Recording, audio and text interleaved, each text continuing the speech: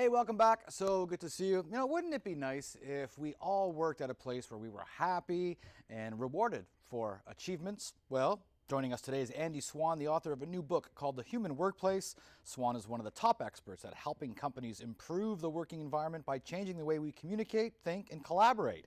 He is also the founder of My Amazing Team, a creative organization which specializes in allowing employees to thrive so that organizations can. Hello, Andy. Hey, how you doing, Bill? Very well. Explain the concept behind your book and why it is so relevant in today's changing work paradigms. In some cases, a lot of people say about time.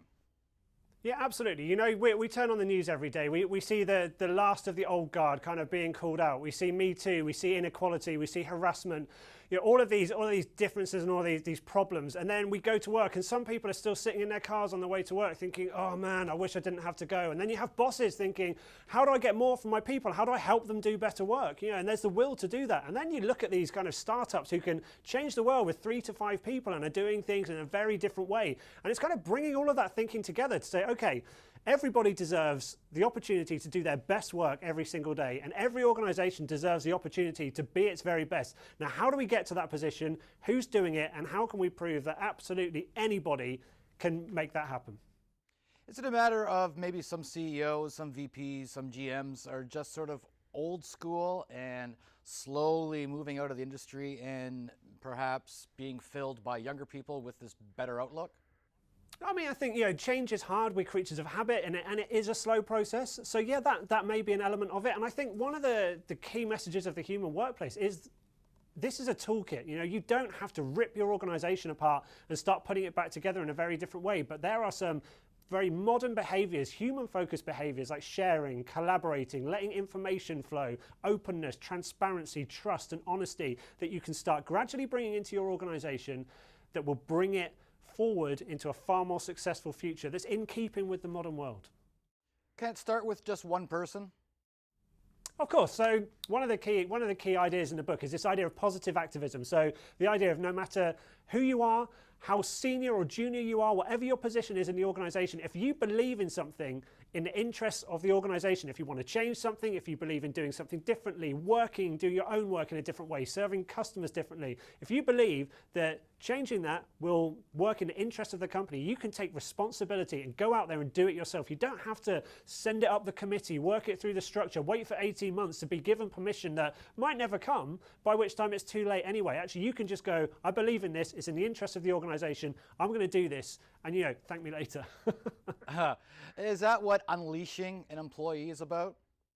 So yeah, to some extent. The idea of unleashing an employee is actually understanding that as an organization, it's your job to get the right people into your community in the first place. And if you trust that you've got the right person, give them the tools to do the job and then trust them to do that job. Don't micromanage and dictate every nuance of how they do it. Actually understand that the person who knows best how to do their job is that person. So get out of the way and let them be their best, because when they're their best, they contribute their most, and then the company works more effectively, makes more profit, shareholders are happy, and everybody has a good time. It's not rocket science.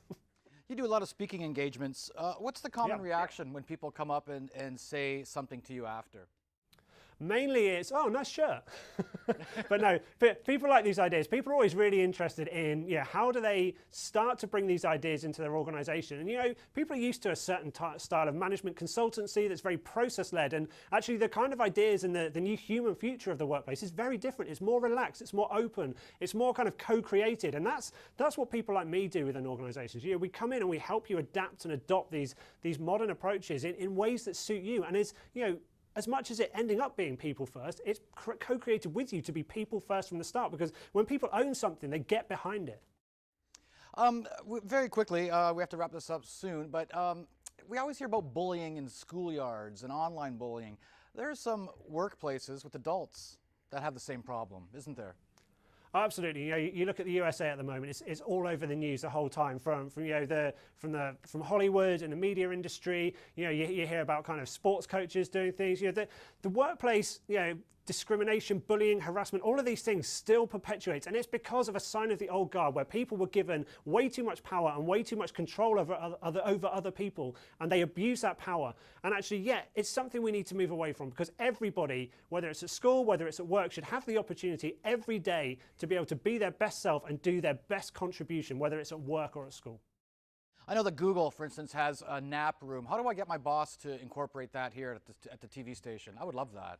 Yeah, there's some great science that says a 20-minute nap will help your productivity in the afternoon. If you can make the case to your boss that's the way to go and you can prove it, then go for it. Be a positive activist, make it happen. Or just go to sleep in the corridor and then prove the benefits.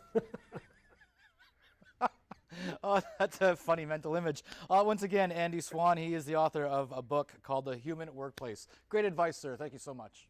Thanks, Bill.